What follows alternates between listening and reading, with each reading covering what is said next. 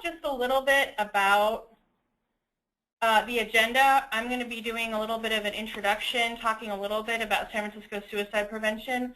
I'll be going over some statistics this morning, and then I'll be going over risk factors, reasons why people suicide and what's going on when they're thinking about suicide.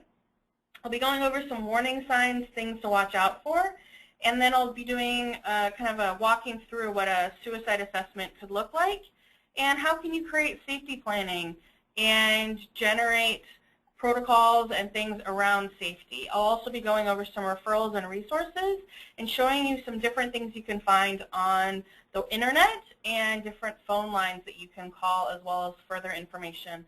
I'll also be showing a 10-minute video today. If all of the tech works out with the webinar, then I'll be showing a video, and it'll give an example of a counselor talking to a youth and kind of walking through a suicide assessment. So, and I'll also be talking a little bit about how you can get more training. This training is only 90 minutes, and then we're going to be doing a Q&A. It might go a little bit longer than that, 100 minutes, and then a Q&A, just depending. But, if you want more around suicide prevention or intervention skills training, we do have resources for that, and you can take a 2-day training, things like that. So without further ado, we're going to get started, and I'll go through a little bit about suicide prevention. So the mission of our agency is to provide emotional support and education and intervention when necessary. And we've been around for 50 years. We were founded in 1962. And at our agency, it's mainly a call center. It's mainly a hotline. We have a 24-hour hotline. You can call at any time. There are crisis centers. There are hotline centers all over the United States and also in the Bay Area. There's Alameda, there's a crisis center, San Mateo, Santa Clara. All the different counties typically have a crisis center. So you can also just call 1-800-SUICIDE, and you'll get connected to your nearest crisis center. And you can call that 24 hours a day, 365 days a year. You can also call 1-800-273-TALK.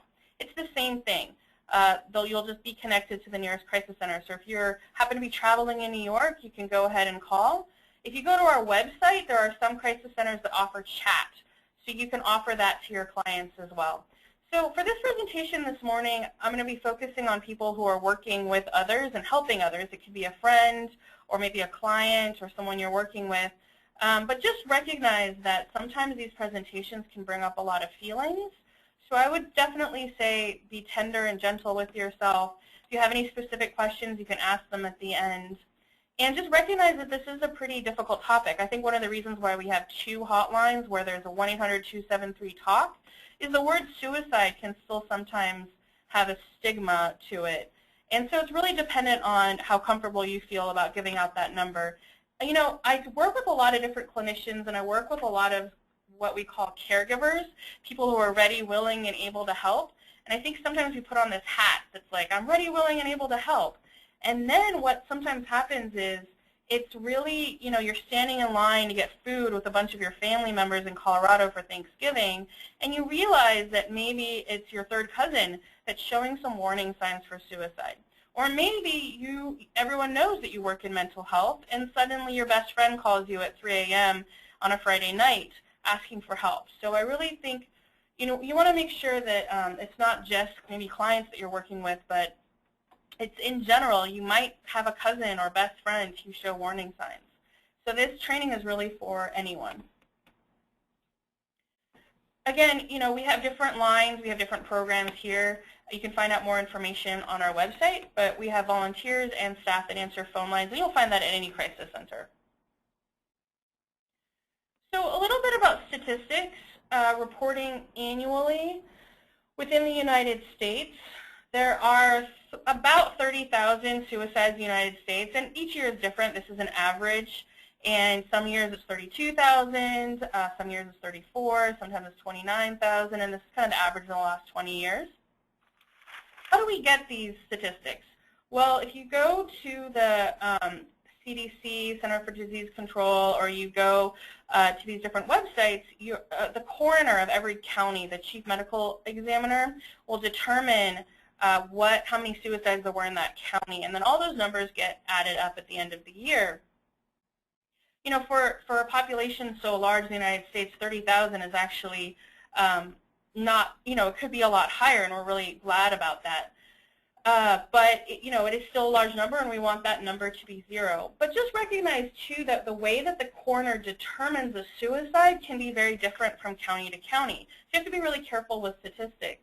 For example, if you have a 21-year-old who is feeling depressed or suicidal or upset, and there's a lot of clues that they're feeling suicidal, but maybe they're engaging a lot of high-risk behavior. Perhaps they're getting in lots of car accidents.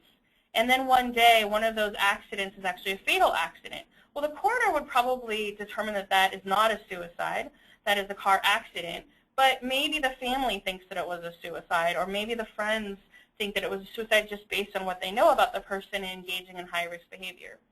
Or you might have someone who is engaged in like long-term problems with self-care, like if they're feeling really depressed and suicidal and they just keep drinking and drinking and drinking, maybe over time they might pass away because of their drinking, but that might not be considered a suicide. Same thing with overdose. So just recognize that you have to be really careful with these statistics. A lot of people actually think that there are more suicides, unfortunately, in the United States and in California than you might think. Another surprising statistic for a lot of people is that homicides are actually, there are half as many homicides as there are suicides that are reported in the United States. Men are statistically more at risk for suicide completion than women, but I have to be really careful with this statistic. More women attempt suicide than men. So, you know, it depends on what study you read, but some studies say 1 in 2 or 2 out of 3 suicide attempts are made by women, but more men actually end up suiciding, and that really just depends on how, what method people decide. I think with some methods it's more difficult to save people than others, and that's part of the reason. So again, statistically, people that are over 65 are actually more at risk than people who are under 25, and what I mean by risk is that there are more numbers. So there is actually a lot less youth suicide than there is senior suicide if you look at just the numbers. But again, with risk, everyone is at risk, and we definitely want to focus on everyone. But the issue, I think, sometimes is that we really see a lot more information about youth suicide in the media and on newspapers and videos and things than we see with senior suicide. So just want to make sure that we don't continue spreading a lot of fear. That, for example, in San Francisco County, there are about 100 suicides every year. And of that 100, you know, there are about 4 to 6 on average youth suicides, so kids that are under 18. Of the seniors, there are 35 or more suicides of people that are over the age of 65. So again, that's an average, but there's a lot larger group of people that are suiciding who are seniors. That being said, we still want there to be 0 people who we want 0 youth suicides. So I think the point with this is that anyone and everyone can be at risk for suicide. And every single age group, there's a certain percentage of population that has suicided. If you look at every ethnic group, there's a certain percentage of people who have suicided, unfortunately. If you look at socioeconomic groups, if you look at high income versus low income, both groups, people suicide for different reasons. But, you know, every single group, if you look at gender identity, sexual identity, any kind of, you know, division of groups, really anyone is at risk for suicide. So I want to be really careful that we don't have sort of a person in mind, because really what we're talking about is the individual. And when we're talking to someone or helping someone, we don't want to have in mind, okay, it's only a senior who's male, who's maybe white or of European descent who's at risk for suicide. We really want in our minds to be open to anybody, because really anyone could be at risk at any time. And even populations that historically have had a low statistic for suicide, there have definitely been, in proportion to that, a growing number, unfortunately. So, you know, women of color, for example, there's a growing percentage of women of color who suicided than 20 years ago. But that also could be the way that the statistics were gathered, or perhaps they weren't being recorded 20 years ago. So you really have to be careful with statistics. Again, these are just a few more statistics about from the CDC and the American Association for Suicidology website. We're going to be also emailing a copy of the slides, so you don't need to get everything down on paper, but there are a few more statistics, basically, about, you know, for every youth who dies by suicide, there's estimated 100 to 200 attempts that are made. And again, these are all from the CDC and the American Association of Suicidology website, that every 15 minutes someone dies of suicide somewhere in the U.S. I think statistics are really helpful for research and funding and for really highlighting or spotlighting a problem that really we're trying to prevent and look at. But as far as talking to someone and doing an assessment, I think statistics are less important. I think what really the key thing is to recognize that anyone could be at risk for suicide. I think, you know, for example, with youth suicide, we often think of someone who, a youth, who maybe is isolated or alone or has no friends or sitting in a corner somewhere by themselves. And there are people who fit that description who have suicided. But sometimes it's the most popular girl in class who has 2,000 followers on Twitter and 200 friends on Facebook, who's captain of every team and straight-A student and about to go to college and just got an internship, and doesn't really fit that stereotype, who also goes home and feels suicidal. So I think we just really need to keep our minds open that anyone could be at risk for suicide. Again, you can find more statistics on any of these websites. So I want to talk for a minute about why people feel suicidal. Now, why is this important? I think this is really important because, and again, you can unmute and ask me questions if you feel like I'm going too fast or you want to know more information, or you can also just type them in if you want. So why is it important to understand why people feel suicidal? Why that's important is because if you can imagine talking to someone either in person or on the phone or a cousin or someone you meet at the grocery store, what's happening for the person who's feeling suicidal is they're feeling a conflict internally. And they might not even be able to verbalize that conflict. But that conflict is, you know, there are reasons that they feel like they want to die. And there are reasons, again, maybe not being able to verbalize them, but there are reasons that they're still alive in this moment that we're talking to them. And often with suicide, it's not about to suicide or not to suicide. That debate often doesn't go anywhere. But really, why? What are the underlying reasons? What is causing them to feel like they want to end their life? And there are a variety of different things. And we're going to be talking about them. And some of them seem to come up more often than others. But here's a list.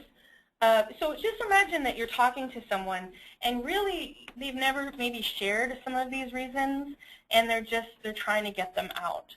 So like I said with that example with youth suicide, maybe that girl who was captain of all those teams and straight-A student, maybe that youth feels a lot of pressure. Maybe she goes home and she feels a lot of pressure from her parents to succeed. Maybe her parents want her to become a doctor and she doesn't want to. Or maybe she just feels pressure to, you know, to just try to achieve, and it becomes overwhelming for her. Or maybe, you know, everything's great at school on the surface, but maybe she's being bullied that nobody knows about. Or maybe her boyfriend just broke up with her. And maybe that was a trigger and that sent her into a depression. Or maybe there's some abuse going on. Or maybe there was violence in her community. Or maybe she's having financial issues or her parents just got a divorce. There's so many different reasons why a person could be feeling suicidal.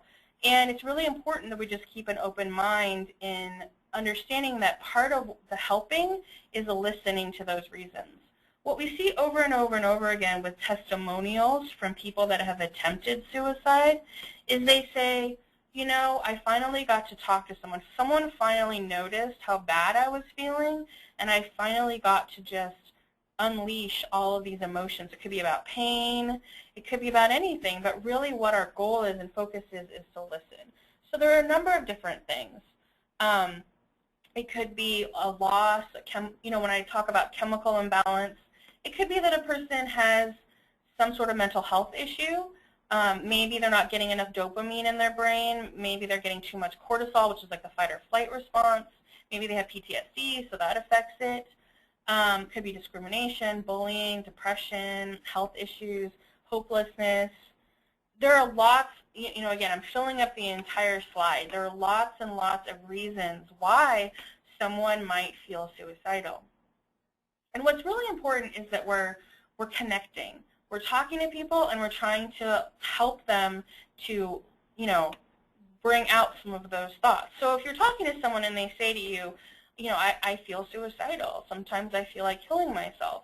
The next question generally is, wow, that sounds really intense. I'm listening to you. I'm just, is there anything coming up for you about why you think that's happening? And again, it could be about pain. It could be about decreasing that pain, feeling like they want to not be in pain anymore.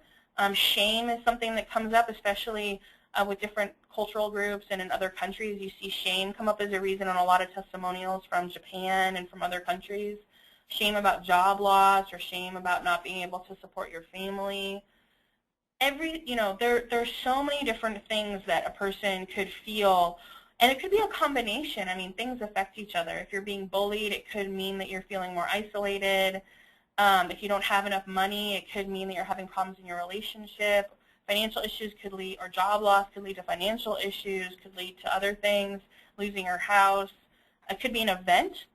So I think really what I see, or we see often on the phones in general, are two different types of people.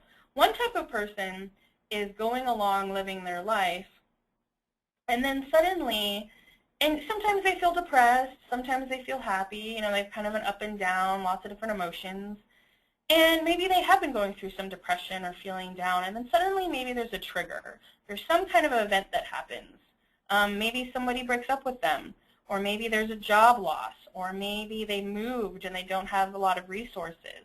And that trigger then kind of sends them into this spiral, sends them into this feeling of suicidal, sends them into a crisis.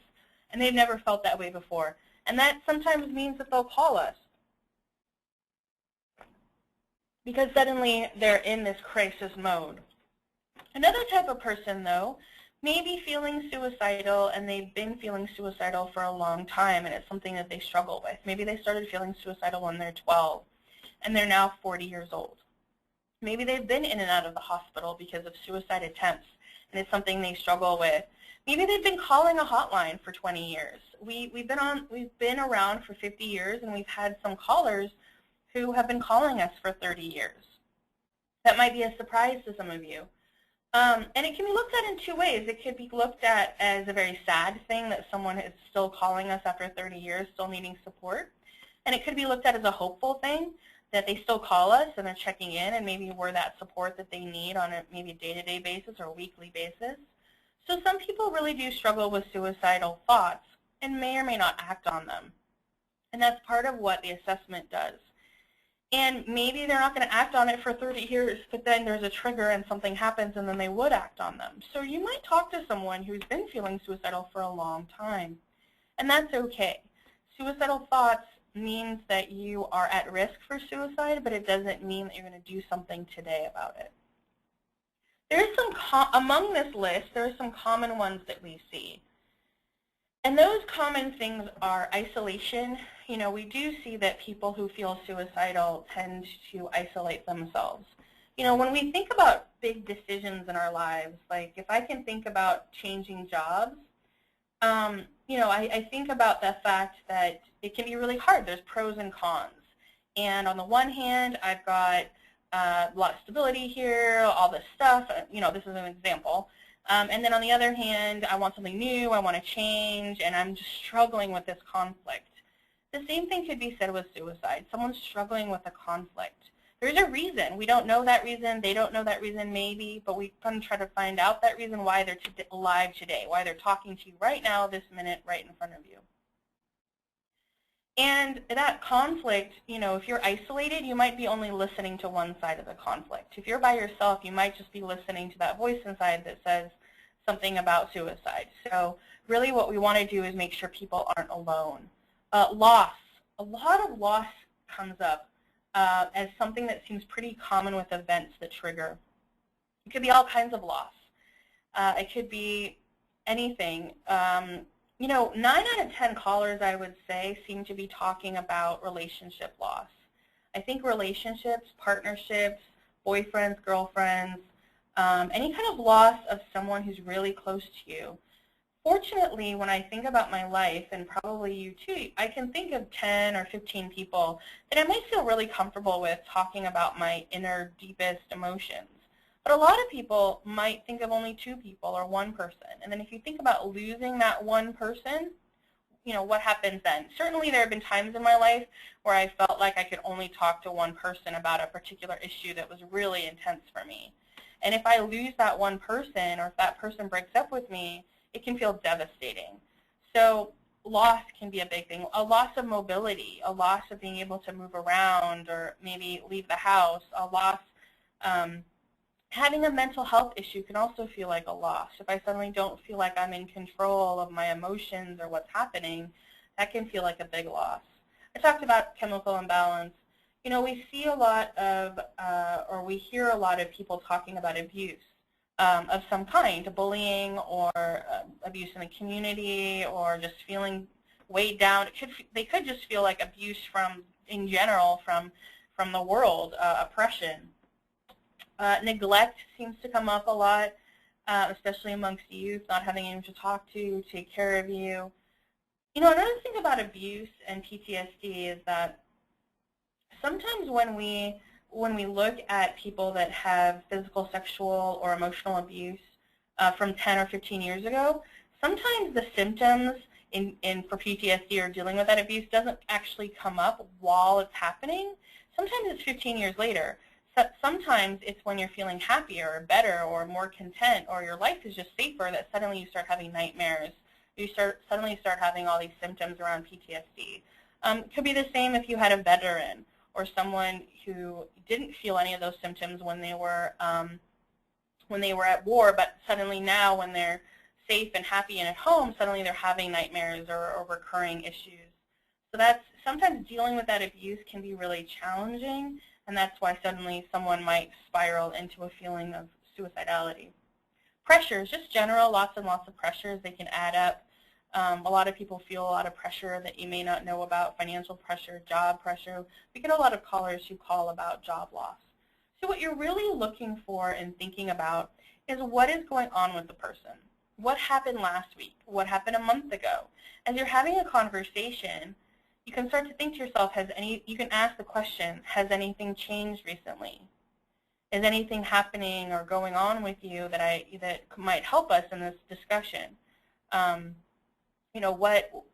What has changed? Or have you ever felt this way before? Have you felt suicidal in the past? Is there anything that helped you in the past? So again, the key question is, what does this event or loss mean to a person? What did it mean to them? For example, incarceration. Being incarcerated could mean like a deep, intense loss of freedom. So that's why they might be feeling suicidal. I have a couple examples here. So somebody who struggles with their sexual identity issues or coming out or LGBT issues, that seems like a common or hot topic right now in the media about suicide. I want to be really careful here, because just because someone identifies as LGBT does not mean that they're feeling suicidal. By no means. For example, if I come out and I am suddenly scared and nervous, but it turns out that my parents actually do support me, and it turns out that my friends, I find more friends because of it. Maybe I move cities and I find more of a community and I feel greater freedom. Maybe it doesn't matter how many people support me, but suddenly I just feel more centered in myself, like my identity suddenly makes sense. So, this coming out process means to me it's a really positive thing, and I'm really, content and happy about it. In no way would I feel suicidal.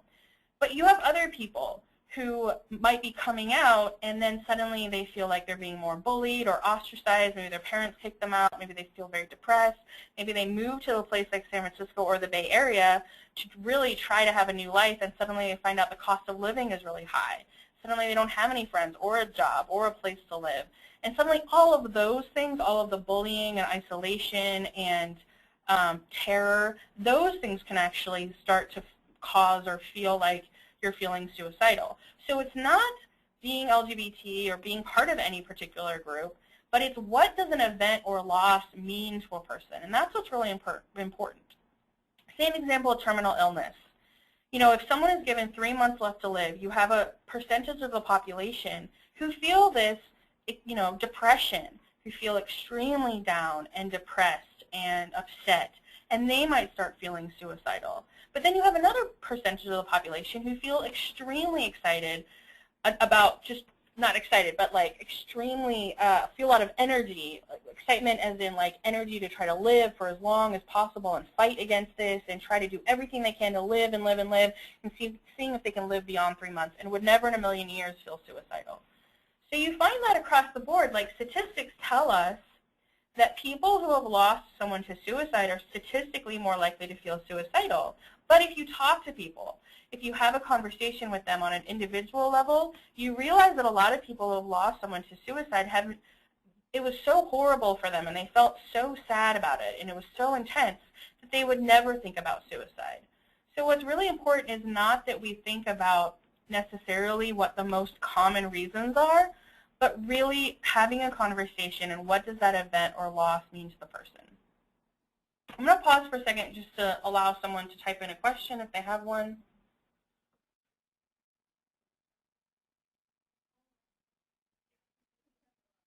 Okay, again, takeaway. What does this event or loss mean to the person? Talking a little bit about pain and tolerance, just briefly.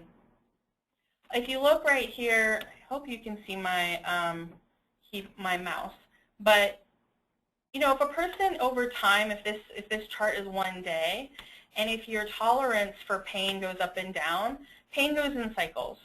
So if I started out, here was my day, and I'm just kind of, beginning of the graph, and I'm just content, kind of in the middle, not super happy, but not super angry. If I have suddenly something in my life where in my day, where I feel happy, like let's say I'm going to work and I'm kind of excited because I always get my triple decaf latte with vanilla and I'm excited about that, then I might feel a little happier. And then if my boss comes in and gives me a bunch of emails that I have to answer and I don't want to, suddenly I might feel angry about that. And then if I hang out with a bunch of coworkers and take a walk, I might feel happier about that. Then I go home and my dog has thrown up all over my bed. I might feel sad about that, but then I clean everything up and I cuddle with my partner and I feel happy again. So basically, why am I showing this graph? Because people have ups and downs, and everyone has a different emotional life during the day or during the week. And I mention this because sometimes we found it really helpful to have a conversation with clients about this. Not that they don't know this, but sometimes it's a nice reminder that we all have ups and downs. And other people's graph might more look like this green one, where they have less ups and less downs. Everyone just has different tolerances to different things that come up during the day. The red one that I have here might be someone who's abusing a lot of drugs, so they have a high and then they have a really intense low, and then they're trying to get back up again. The point is that we all have different kinds of lives, and our tolerances for pain are very different.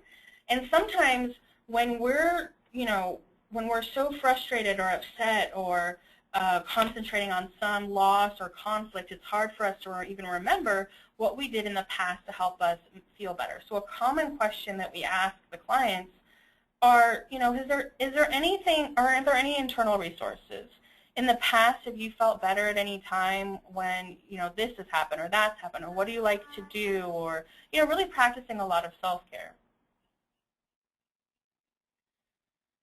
Again, thinking about suicide about being like pain, where it's not unlike physical pain, and that our emotional pain goes up and down through a lot of different cycles. I think this is really important with the question, do you want to harm yourself?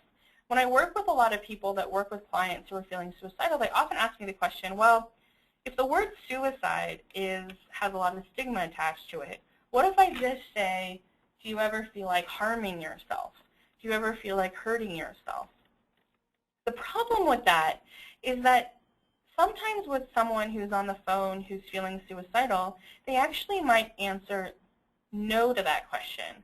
No, I would never feel like hurting myself or harming myself. No, I don't feel like hurting myself. And then when you ask the question, you keep talking to them and there seem to be more warning signs, you might say something like, have you ever had thoughts of suicide?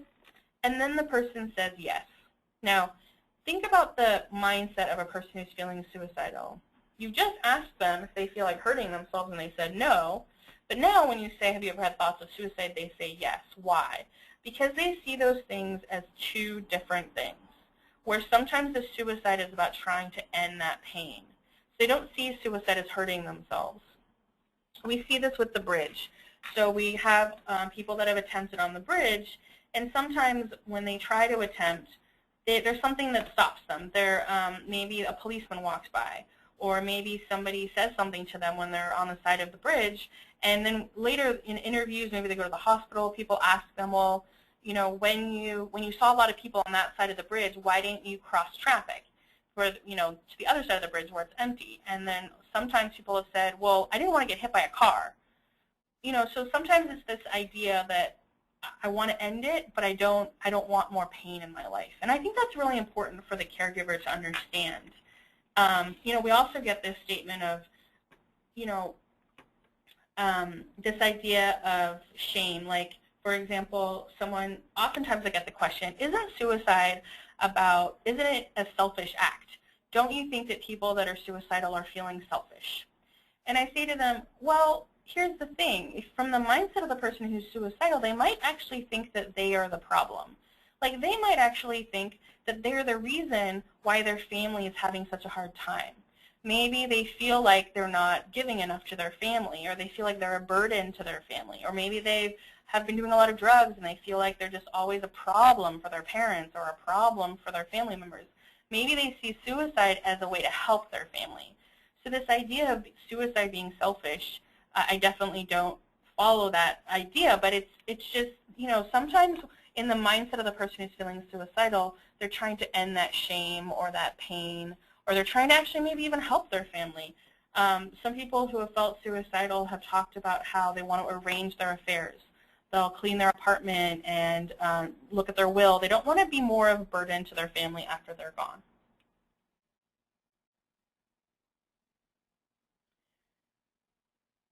So I'm still looking for any questions that somebody might have. So again, we talked about a person why they might be feeling suicidal, a person who's thinking about these things and struggling with them, and they're standing right in front of us. How do we know that someone is suicidal? So take a couple seconds or 30 seconds and just either in your mind or on your piece of paper, just write down a couple of things that you might notice about someone who's feeling suicidal. Think about nonverbal and verbal things. You're standing in front of someone, let's say a coworker, and they're talking to you and they're talking about something else, and there's suddenly something that feels a little off in the conversation. What are some things, just in your mind, think about it for a second. What are some things that this person might be showing you as a warning sign? So just take 30 seconds to think about that.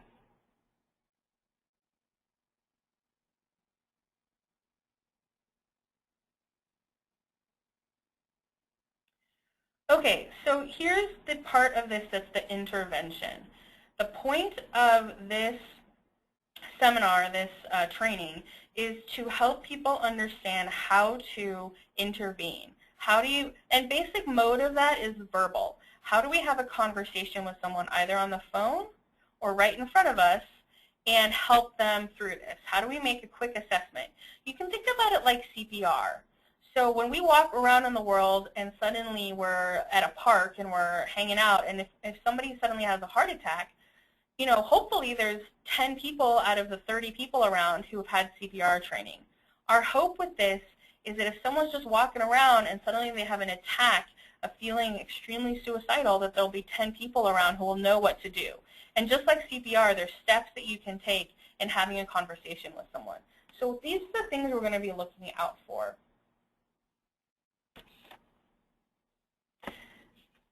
Sometimes is really pretty basic. They say that they are suicidal. That might seem really obvious, but I think sometimes we forget about comments like, if you leave me, I'm just going to kill myself.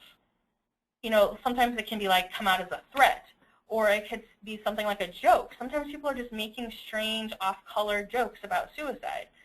So a lot of times their coworkers and friends and loved ones don't really say anything back to that. It's just kind of awkward moment.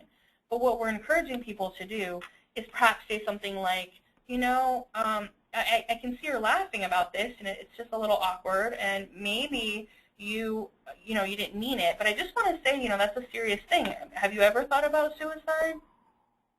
And just really ask someone and be curious about it and ask them and be comfortable with that. I think sometimes people might get angry, or like if I'm talking to a youth at a school, they might be like, no, I've never thought about suicide, which is great in a sense, because even if they're angry or annoyed that you asked the question, at least you can get that off the table. And again, I get this question a lot. If I ask someone about suicide, am I putting that idea in their minds? 100% no, you are not. All of the evidence and science and research has shown that you are not going to be putting this idea in someone's mind. It's kind of like if you just ask somebody, hi, give me all of your income for the month. People aren't just going to hand over their income. What gently talking and asking about suicide does is it allows the other person to understand that, hey, this is a safe person to talk about this with.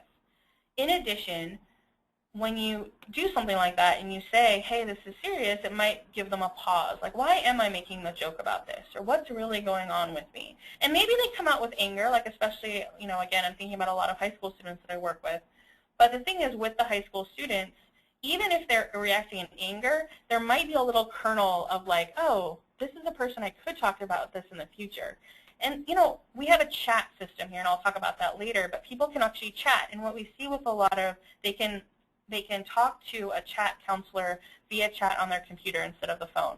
And what we see a lot is sometimes people will chat and they'll say something really outrageous. For example, like, you know, I'm suicidal, I'm going to do this, and I'm going to do that. And then immediately we respond to that in an emergency situation. And then they recognize, oh, they're going to take me seriously. And then they'll say, no, no, no, it's not an emergency. I was just testing the system. Sometimes people will say outrageous things just to test. Is anyone going to pick this up? Sometimes people just hint that they want to kill themselves. They might say something like, sometimes I feel like going to sleep and never waking up again. Or, I just want to say goodbye. No, really, I just want to say goodbye. No, I just want to make sure you hear me and I want to say goodbye for the weekend. Or something like, you know, maybe they might talk about their funeral or how they had a dream about their funeral and they were thinking about it. They might be 20 years old and they're talking a lot about writing their will. And it might be that they're just, you know, very much thinking about their future, which is great. Or it might be that they're actually planning something and planning their end. So people talk about these things. Sometimes they talk about it more as they're closer to actually thinking about an attempt or doing something about it. People will often draw or write songs or do a lot of writing. Sometimes, you know, we found a lot of attempters who talked about obsessing about their own funeral or drawing or dark imagery. They might even look at a lot of images of death on their computer. And again, it might be they're just really interested in dark things, but if you put that in addition with depression and other symptoms, it might be a cry for help. Oftentimes people feel depressed or feel hopeless. A lack of hope, a lack of reason to live, a lack of energy is something we see a lot of. A lack of interest in former activities. We see a lot of people who maybe they loved soccer and they played soccer all the time and they played soccer every day, and then one day they just quit soccer. So any changes in behavior is what you're looking for, extreme changes in behavior. And sometimes those changes are only things you would see if you really knew the person really well or if you were really close to them. Any kind of recent loss, again, can be a trigger for suicide, especially if they lost someone to suicide. An increase in substance abuse. And again, sometimes that's about pain, where maybe they're self-medicating to try to get rid of that pain. More than 50% of the suicides in the United States, they found that people have been on some kind of substance. And oftentimes it's alcohol. Alcohol is a depressant. If you're already depressed, it might push you further down. Maybe you're using alcohol because it can be so scary to attempt suicide. So you're trying to get some courage to actually end your pain. Or the alcohol also changes your behavior as far as doing something that you might not do if you weren't drunk. So we see a lot of substance abuse with suicide attempts. a change in your comportment, your difficulty with self-care. People sometimes just have a hard time getting out of bed, taking a shower, doing their day-to-day things. Withdrawn, listlessness, sleep-deprived, a history of previous attempts can increase your risk of suicide. I think sometimes, too, with seniors, some of them may have had 4 or 5 attempts. And unfortunately, maybe it's that 5th one that's the one where they do end up suiciding. And then asking them about whether or not they've had any medication or had a history of depression medication. So these are all the things that we see often. But I really want to stress this idea that anything could be anything could be an invitation to talk about suicide, and anything could be a suicide warning sign. Really what you're looking for is just a funny feeling, and then what you want is you want to follow up on that. You want to have a conversation. You want to ask. You want to say, hey, this might sound a little off, but have you ever thought about suicide? Have you ever thought about killing yourself? Again, suicide, the word suicide might have a lot of stigma with it. We have a line called Línea de Apoyo, which kind of roughly translates as line of help, and it's a Spanish-speaking line. And again, it's just a suicide hotline, just like all of our others. But I've talked to our volunteers, and some of them have said that when they're talking to someone and they say in Spanish, "Are you feeling suicidal?" the person will often say no. But as they keep talking the conversation, it seems pretty obvious they've had thoughts of suicide. So then in Spanish, they'll ask, "Have you ever thought of killing yourself?" And the person will say yes. Sometimes people don't even associate the word suicide to killing yourself because it's this whole other thing. There's a lot of stigma around that word. But you do want to be clear about asking them if they've had these kinds of thoughts, not just hurting themselves. Sometimes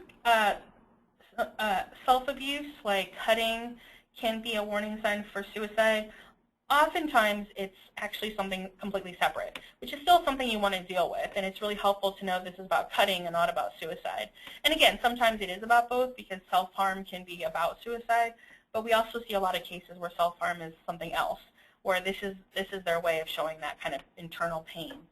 So we can have discussions with people about self-harm and just be on the lookout for that. Questions? Again, you can go ahead and type in your questions if you have any.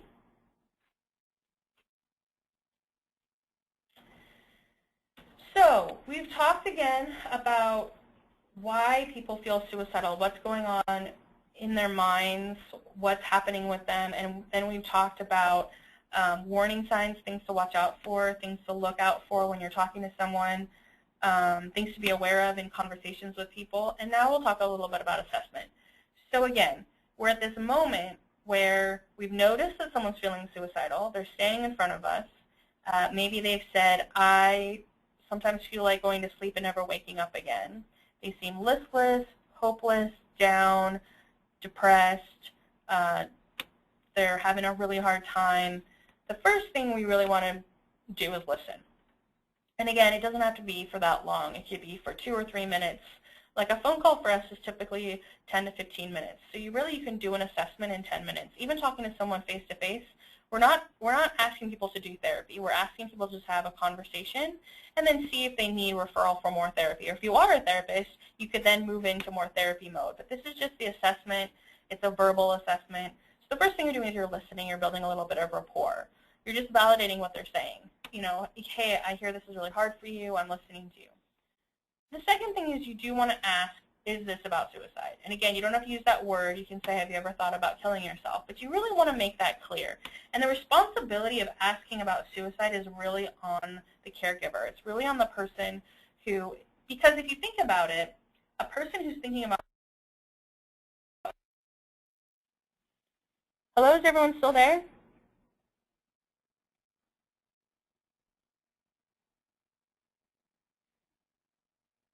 Hello? Deborah? She stepped out, but she's still here. Okay, great. Sorry. My phone just said my entry is not valid, so I just want to double check that I'm still on the line. So going back, again, you're asking, is this about suicide? And the reason that we put the stress for that and the responsibility for that on the caregiver is because we don't want to burden the person who's thinking about suicide with that. And also they might be waiting for someone to ask. One thing we see with a lot of these testimonials is that people that have attempted suicide is they say, I left it up to fate. I decided that day that if someone smiled at me, I wasn't going to suicide, and if someone didn't smile at me, then I wouldn't. Or I decided to jump because I wanted to leave it up to fate if I was going to survive the jump or not. So really, we want to put the burden, the responsibility of asking on the caregiver. And if we don't ask, then we can't be clear that that's what we're talking about. So we really want to make sure, and what we hear from these testimonials over and over and over again is that people say they felt relief. They felt relief that somebody finally gave them an opportunity to talk about this. They felt relief that they finally got to get this off their chest. Some of them might feel initial anger, but oftentimes they cite, that person saved my life, I was finally able to talk about this, or finally was able to get some help. They might even be looking for someone who has been through a training like this or had some information about it. So we really want to be clear that every single time you talk to someone, you want to ask. I also get the question with assessment. Okay, if I know someone who's having thoughts of suicide for many years, do I still need to ask about suicide? Yes, you do, because you never know when things are going to change. So even if someone has been checking in for many years or months, you still want to assess. And it can be very quick. I know we go through this every time, but I just need to do a check-in. Are you thinking about suicide still? You just want to continue to have that check-in. And again, it could last for a long time. It just depends on what your connection is with your client or with the person you're talking to. You're listening for these reasons for dying and living. You really want to give someone an opportunity to talk about why they want to die, or why, and listen for any hints that they want to live. People often have a yes but or no but. So they might say something like, I just want to kill myself, but I also think suicide is a sin. Or I feel so down because I just lost my job, but I care so much about my nephew. So listen for these buts, because those might be ways in which you can help someone, because those are their reasons for living. Those are their reasons they're want to live right now. The most basic way to figure out if it's an emergency situation is to find out if they have a plan. And what do I mean by that? Do they have a plan for how they would do it? So you could ask someone, you might even interrupt the conversation. So again, this is a 3-minute conversation. You've talked to someone, you've heard them say that they want to go to sleep and never wake up again. You say to them, have you ever had thoughts of suicide? They say yes. Then they start talking about this breakup and they really want to talk about it. You say, well, I really want to listen to what you're saying about this breakup, but I just need to ask, have you ever thought about how you would do it? Do you have a plan about how you would suicide? Have you ever thought about when? So this plan, P for plan, L for is it lethal? You can think to yourself, is it lethal? Sometimes people have plans that aren't lethal, which is a good sign. A is for access. Do they have access to those means? Are they talking about a bunch of pills, and then you say to them, where are the pills? And they say, well, I know a guy. I know a guy on a corner that I can get the pills from. That's a good sign. It means they're not holding the pills, they're not in their backpack. And then, when is it happening? When are you thinking about this? I'm thinking about doing this in an hour. That is an emergency situation. I'm thinking about doing this in 6 months. That is less of an emergency. Do we believe people when they answer these questions? I would say 99% of the time, yes. But I think we can tell when someone's lying, and we just need to trust our instincts. But we want to have a conversation, and most of the time people will just really answer really honestly because no one's ever asked them. They might have been through this process before, and so maybe you don't believe them because they're just giving you rote answers. But you really just want to have a conversation with someone and find out what their plan is. And then again, people become fixated on a type of method. They become pretty obsessed with it. And so if someone has a bunch of pills, and it's not obsessed, like it's more like they need to practice, or they're thinking about it a long time, or they're having a thought of suicide come up. The majority of people who have a lot of, for example, are thinking about pills, if you get the pills away from them, if you get the method away from them, 99% of the time they're not likely to go out and buy a gun, statistically speaking. So method and it can be really help in creating a sense of safety. Now, sometimes it does happen. So you want to keep people, make sure they're not isolated and stay with them. But one thing we do on the phone, for example, is we'll ask people, hey, I'm talking to you and I'm listening to what you said about your breakup, but I just have to ask, would you mind putting those pills in, flushing them down the toilet for me? Or, would you do this for me, please? I just feel really nervous as you're talking to me. You have pills in your hand. Would you throw them away, or would you put them in the other room? And people will often do this. They'll say yes because they want to help you, and they, you know, there's this funny thing where people will do something for someone else, but not necessarily for themselves. You see this with the bridge sometimes. People will come up to people that are thinking about suicide and say, will you take a picture? And they'll say yes, because people want to help each other. It's just a funny thing. You know, when you go into a doctor's office, a nurse will say, would you lift up your sleeve for me, please? And people will say, oh, yeah, sure, even though they know that they're getting the shot and they don't want the shot. So, you know, asking people to do this for us can be really helpful. And then just asking more questions. Are they on anything right now? Do they have a prior history of suicide? Do they have any weapons, medication? And really trying to see what an emergency, if this is an emergency situation. Now, I want to be, the reason why we talk about this is because it does happen. But I think sometimes when people think of a hotline, they think that we call emergency services, we call 911 all the time. And it's just not true. We get roughly 70,000 calls a year, and we maybe call 911 twice a month. So 24 out of 70,000 calls. So I really want to stress that for the most part, you are not necessarily going to be calling emergency services. A lot of people have thoughts of suicide. Very few people want to act on it, and very few people are going to act on it right now, this minute. So we can help with this. You don't have to remember all of these steps for assessment.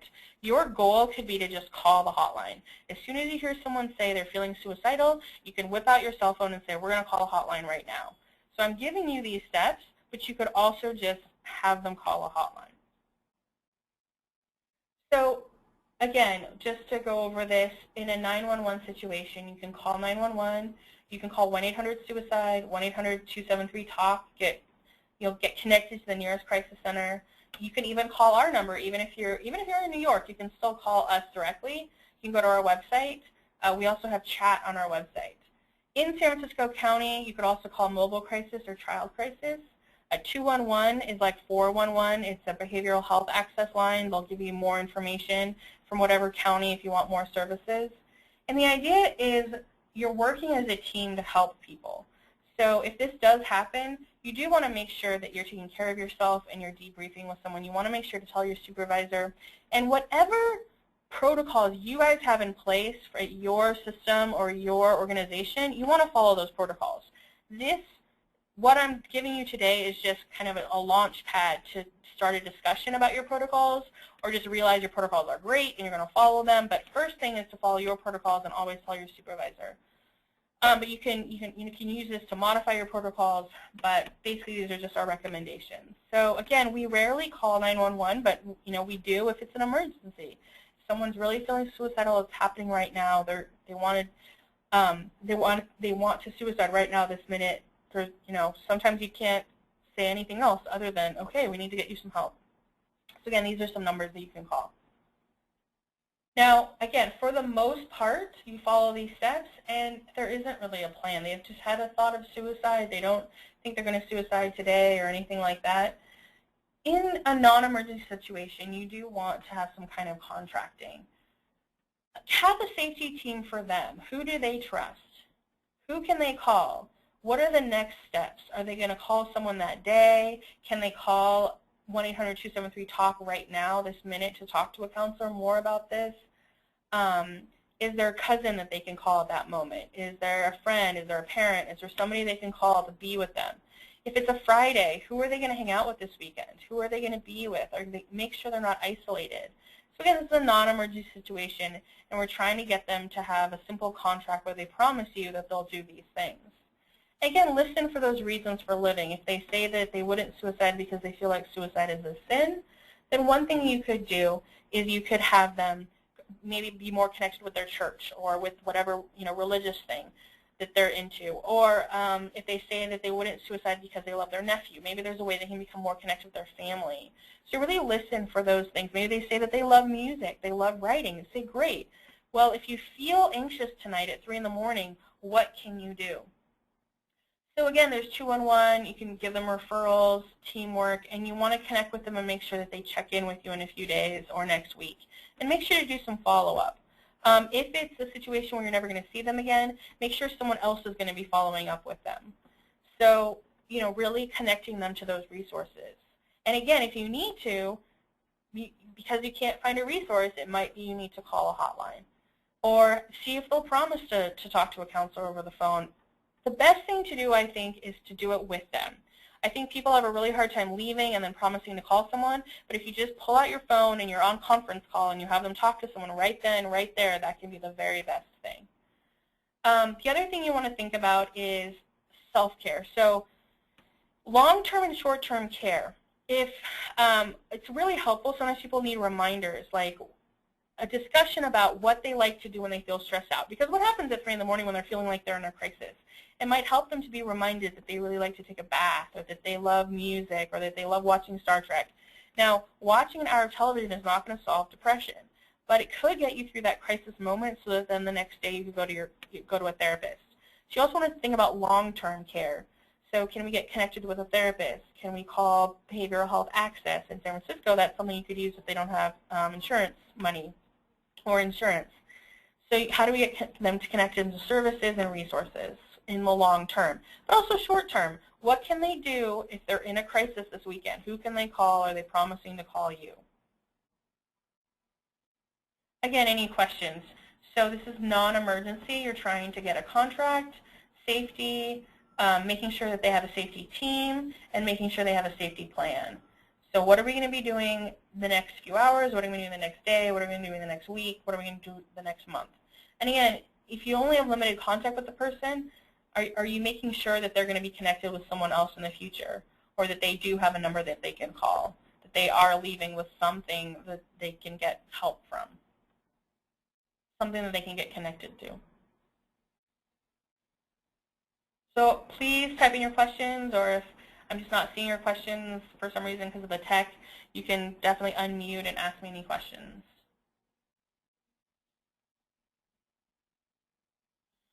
So that was, a very brief step-by-step thing with assessment.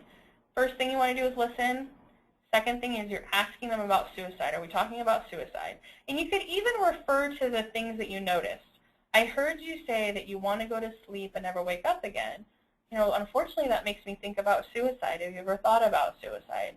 Or I noticed that you were in a break. You told me that you broke up with someone last week and you're feeling really hopeless and depressed and you can't get out of bed. I just need to ask, have you ever thought about suicide? So that can be a good transition into asking. And then asking about a plan. Well, I hear you tell me that you've been thinking about suicide. Have you ever thought about how you would do it? Have you ever thought about when you would do it? And then just listening some more. Okay, we've talked for about 10 minutes about these reasons. It seems like you really need to talk more about this breakup. Is there a way I can get you connected with a counselor? Or I hear that you're really struggling with these thoughts of suicide. It seems like maybe we need to call a hotline and maybe we need to talk to a counselor specifically about suicide. So again, the idea is verbal intervention for 10, 15 minutes. And then getting them connected. And again, if they're in an emergency situation, it might take a lot longer. You might be there with them for an hour or 2 hours or 5 hours to help them. So have a team with each other. Be prepared. Say, hey, if this ever happens here, can someone, what we do on our hotline is we have teams. So people are on the phone, and one person will stay on the phone with the client, and the other person will call for services. They'll call 911. There'll be that interaction with 911. So those are the steps for assessment. This is a typical contract. Promise me that if you feel this way again, you will blank. For example, call me or call a hotline. Or will you promise to call a hotline if you feel this way again or if you feel like you're in crisis again? Telling your supervisor, creating a team, developing an emergency plan. And again, really want to stress this, 99 out of 100 cases are non-emergency. Creating a health and wellness plan. I'm going to come back to this DCI chart that's on your screen, and we're going to talk about a video. So I'm going to show you guys a video. I'm going to take this off the phone, and I am going to then I am going to show the video. So let's see if this works. See if we don't have any technical difficulties here. You should be seeing my computer screen right now, and I'm going to pull up a video. This video, just to reiterate, is by the Crisis Intervention and Suicide Prevention Center of British Columbia. It is not from our agency. I just want to give them credit. They're in Vancouver. I have their website here. If you want to order this video yourself, you can pay for it. It's a teaching tool. So this is an example of, it's about 10 minutes, of a counselor talking to a youth.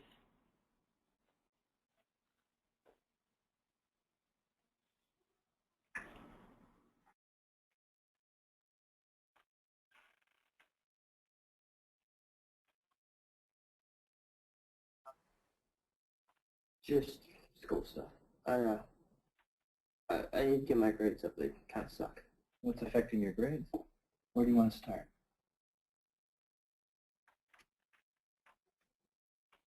It sounds like, Yeah, I guess. it's felt pretty overwhelming at times, right? Yeah, sometimes. I'd like to hear more about how you've been feeling. I don't know. Down, tired, freaked out, but in like a weird slow motion or something. It's pretty weird. It's a good, clear description. How long have you felt this way? I don't know, 6 months. I can't really remember. And starting to lose hope? Yeah. You know, sometimes when people feel depressed or overwhelmed with things, they consider suicide. You've thought about ending your own life. Yeah. Okay. And it's an important step in getting the help that you need. And I know things are really hard for you right now, but you know that can change. You being here is a start. We're going to put some things in place today that I think you'll find helpful. But first, I want to come back to the topic of suicide and check in with you on a few things. Okay. Okay. First of all, I want to check in with you about any previous experience with suicidal thoughts or behaviors. Have you thought about suicide or made an attempt in the past? No. It's like I've always been screwed up. I don't see someone screwed up, Jason. I see someone in a lot of pain.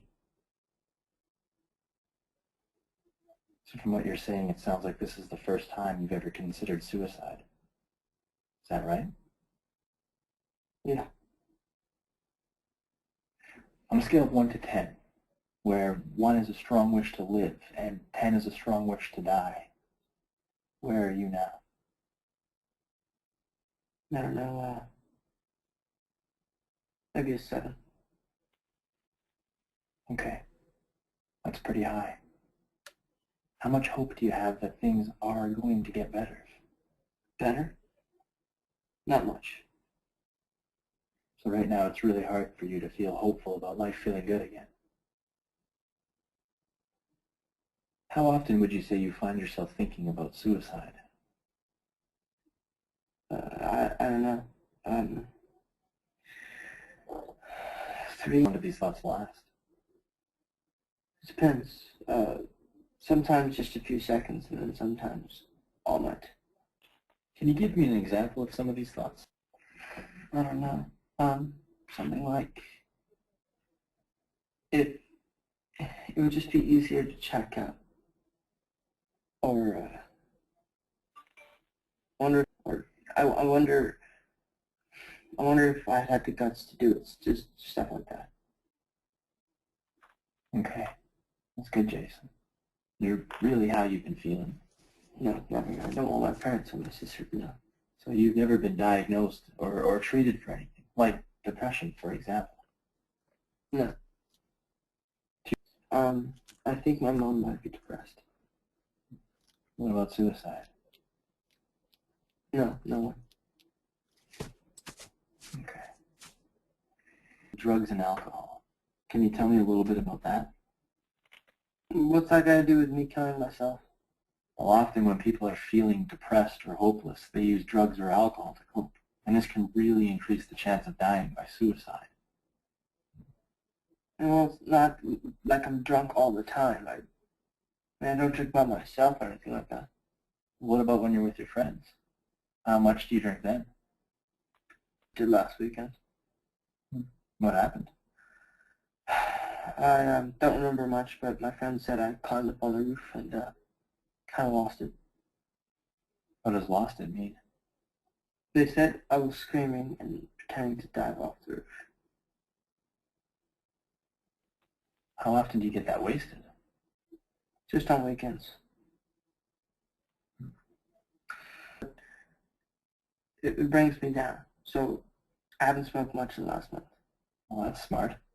It shows you're really thinking about what's best for you. Yeah, I guess so. But I am concerned about your drinking. It sounds like you take risks when you're drunk that you wouldn't take when you're sober. And a lot of people who kill themselves are intoxicated at the time. Have you given any specific thought to how you'd kill yourself?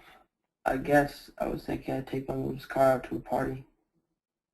You know, let fate decide whether I make it home or not. When were you thinking you'd do this? My father in a couple of weeks, so maybe after that. So your dad's pretty important to you then? Yeah, I guess so. So who do you talk to when things are bad? I used to talk to my mom, but she's been really out of it since my dad left. Okay. Who else? My friend Sarah and my Uncle Barry. Have you talked to your uncle lately? Yeah, I spent the weekend. Did talking to him help? He really wants to help out, and I'm not sure if I want to keep bothering him. But it sounds like he cares, and he wants to help you. Yeah. And I wonder if your parents would be there for you if they knew what was going on. So what's important to you? What do you mean? Like, what keeps you going? My little sister, I guess. She looks up to me. She's getting into a lot of trouble. I don't know if she'd get over it. What else? I guess it'd still be kind of cool to graduate with all my friends. What about the visit with your dad? Is that something you're looking forward to? Yeah, I guess. Okay, Jason. The next thing for us to do is figure out where me. My sense is that you're depressed and you're at a moderate risk of suicide. Now, as a first step, I think it will be important for you to see your family doctor. And I also think we should make an appointment with a mental health clinician. They're really good at helping with the kind of problem that you're having right now. That's a lot. Why can't we just work it out here? I think we could use their help, Jason. Like, it's not like something I can stop. Once my head gets going, it's not like I haven't tried. I know you've tried. And you've already told me 2 things that have helped. Talking to Sarah and your Uncle Barry, and choosing not to smoke weed. So what else might help? You mean like not getting wasted? Yeah, exactly. What are some other things you can... I used to play soccer. And, I just hang out with friends. Okay, that's a great list. Now, a few minutes ago, you told me some reasons you have to keep living. Can you remind me of what they are? And then I'll write them down here for you, and you can look at them whenever you need to remember. Okay, my sister looking up to me. Maybe graduating this year as well. Is there anything else on the holidays? Okay. The next step is establishing who you'll call for support. Sarah and your uncle? Sure. Okay. Now, there may be times when you feel like you might doctor and your mental health worker. There's also a 24-hour suicide prevention line that you can call if you can't reach one of us. And I've written the number down for you. Okay, next. Now, the last steps are about places to go to be safe should the suicidal feelings continue. So what might some good places be? Well, I spent last weekend with my uncle, and he wouldn't let me. Yourself to the hospital. You can call 911 if you need help getting there. Well, I think I'm a ways from being there. I know. I think so too. Just keep this card close by, Jason, and take it out whenever you feel down or hopeless. Following the plan you just made will help you stay safe. Yeah. Okay. Actually, this may sound stupid, but I feel better even talking about this kind of stuff. That's not stupid, Jason. Talking about it is a big part of the solution, and so are the plans that we just made. You've taken some really big steps today. You should be proud of yourself. There are also some steps that I need to take. Remember earlier we talked about confidence? Well, I need to tell the school principal when a student has been having thoughts of suicide. And because I'm concerned about you, we need to talk to your mom. Look, I said I'd do the plan. Why do you have to talk to her? I know you don't want her to know, but I'm required to tell her. And she's your mom. She should be helping you through this way we can do this. Can I be there? She's gonna freak. Of course you can. What else do you need?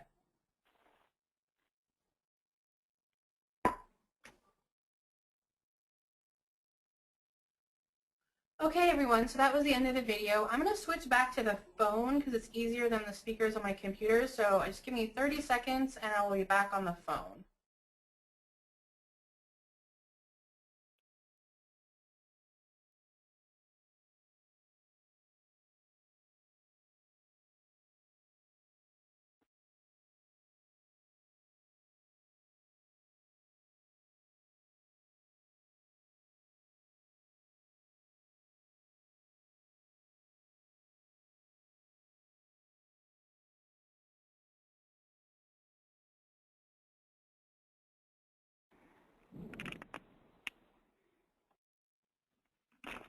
Okay, everyone, I'm back. I'm just now on the phone. So again, that was from British Columbia, and that was an example of how you can have a conversation with somebody in 12 minutes and actually go through that assessment. Some of the other questions that he asked, for example, come from this type of assessment. So this is a little bit more comprehensive. The things that you're wondering about are, do they have ideas about suicide? Are they in pain? Do they have a feeling of hopelessness? Do they have a feeling of helplessness, a recent mood change, feeling trapped? So what you're thinking about with DCI is, do they have the desire for suicide? Do they have the capability? Again, it's just a different way of framing what I did earlier. So have they had prior events? Do they have a means, a plan, substance abuse? The same thing, a history of violence, decreased sleep, and then intent. Do they plan on doing this now? Preparatory behaviors. Are they preparing? Are they getting pills together or putting stuff together? So this is just another way of doing an assessment where you're thinking about the desire that they have to suicide, the capability that they have to suicide, and the intent they have to suicide. I really want to stress, though, that doing a short training like this does not, can be really difficult to do actual assessment when you're working with somebody. So feel free, please, to just call us. Call the hotline, call your nearest crisis center, call 1-800-SUICIDE or 1-800-273-TALK. But these are just some background questions so you can feel comfortable when you're having that conversation with somebody. Again, we're going to be emailing out the slides to everyone, so I'm going to move on unless you have any questions. Who to call? 211.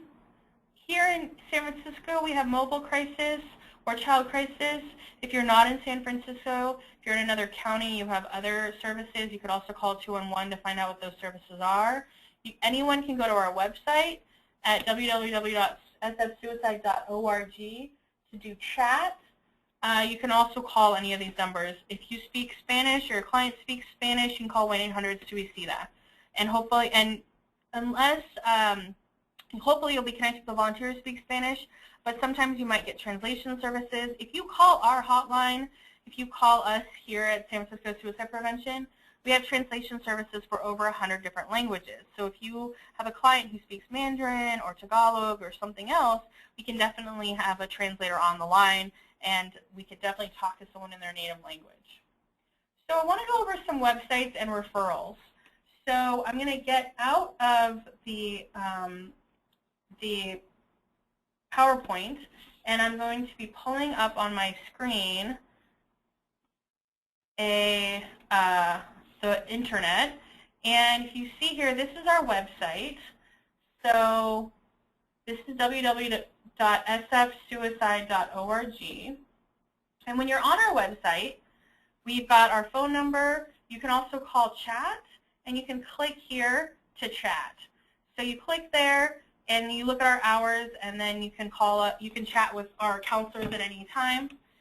But we also have different programs. So if you're interested in learning more about parents or things for young people or teachers, you can click here, and you'll get different strategies for parents.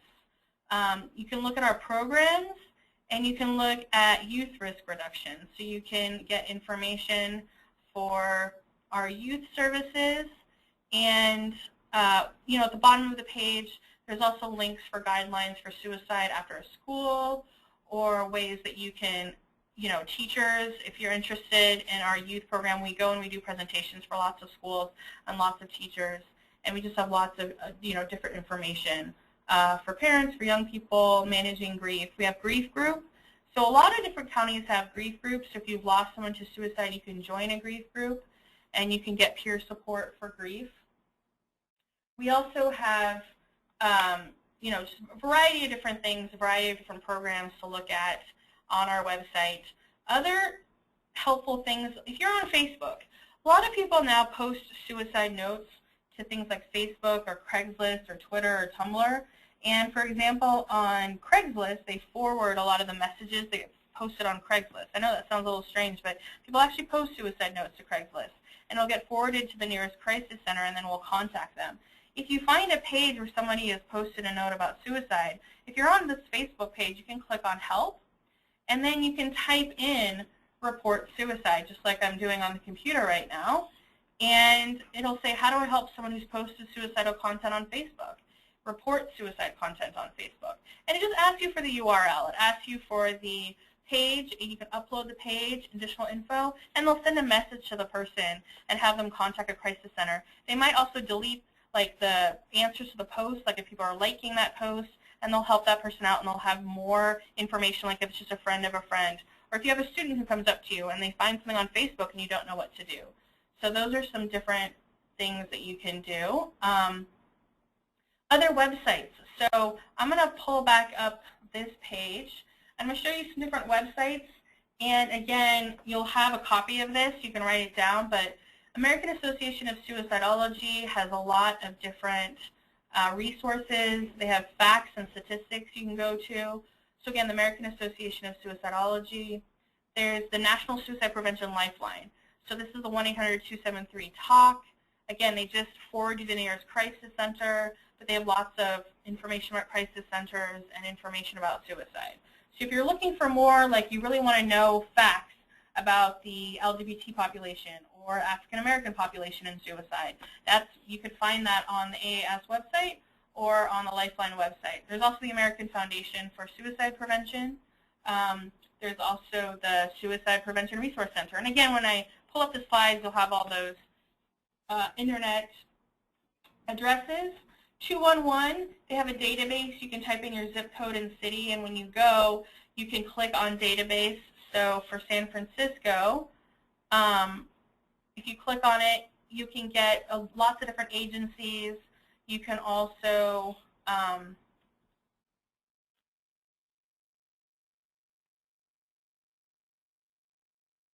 there's also a database once you go into the network, and you can get more information. Like if I click on Bay Area Help Link, you can send them emails. You can also have a long database with lots of different things, lots of different resources. The Society for the Prevention of Teen Suicide has a lot of stuff for kids.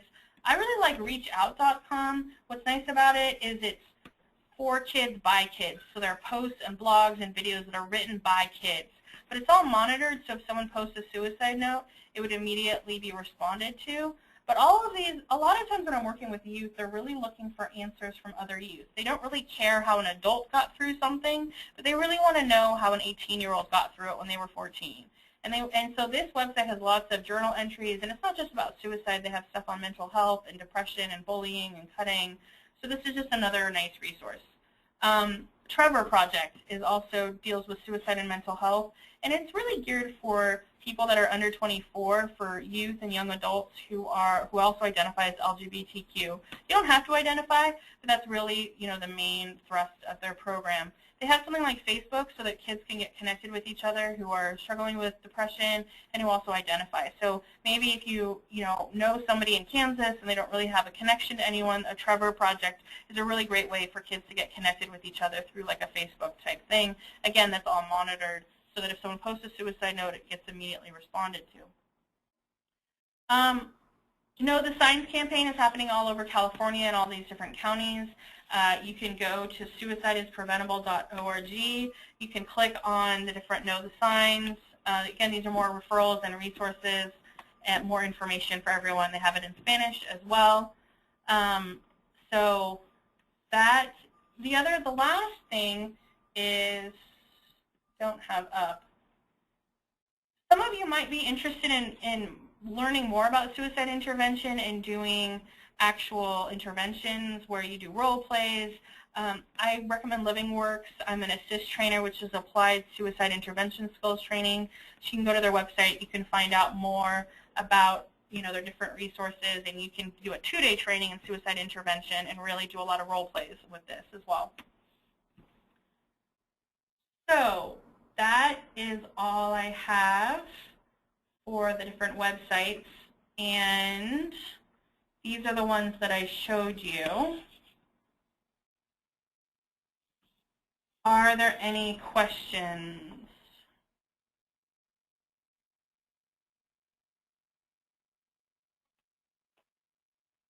Don't see any questions being. So you can unmute if you want, and if you have any questions.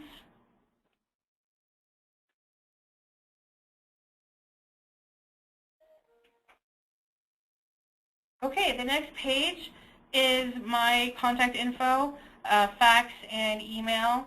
There's an evaluation form that we'll be emailing to you. It looks like this. And this eval form is just really helpful. It's basically demographics and suggestions because we want to make the presentation better. If you liked it or didn't like it, or if you have suggestions for improvement. This feedback is anonymous.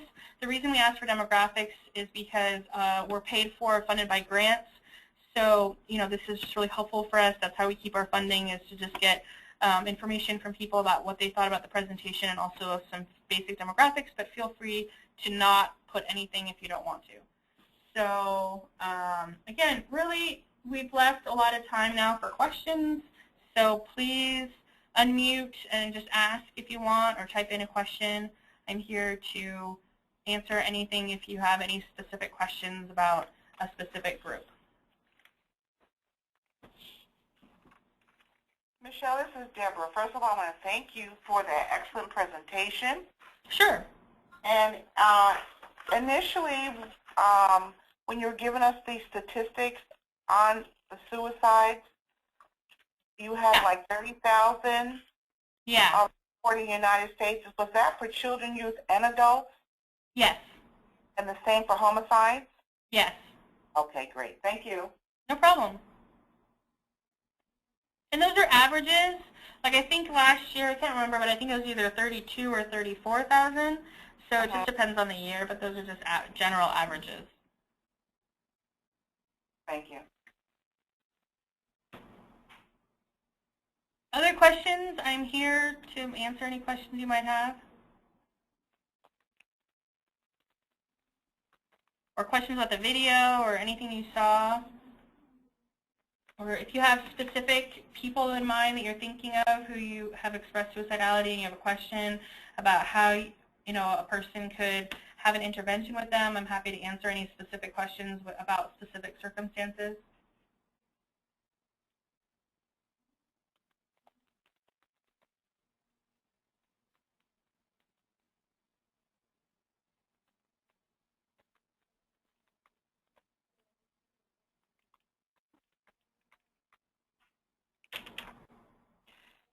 Michelle, if they think of any questions later on, they can send them to me and I can forward them to you. Is that okay? Yeah, no problem. I hope that there's no questions because it was comprehensive.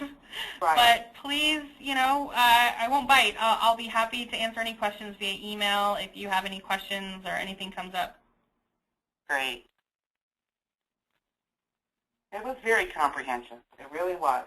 Okay, so Deborah, I'm going to create a PDF of the slides, and I'll send that to you right now, and then you can send that out with the eval form. I'm going to send the eval as a PDF and also as a Word document. So either one's fine if you want to just forward that to me, but please fill out the evaluations. Really helpful for us. Great, great.